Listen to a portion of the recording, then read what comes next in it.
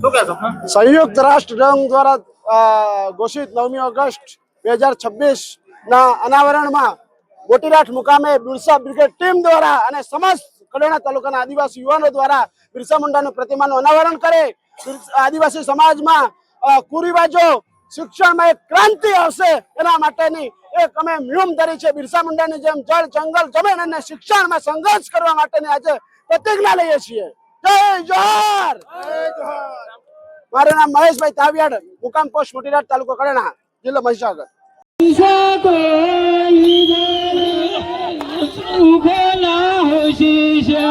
બંદૂકો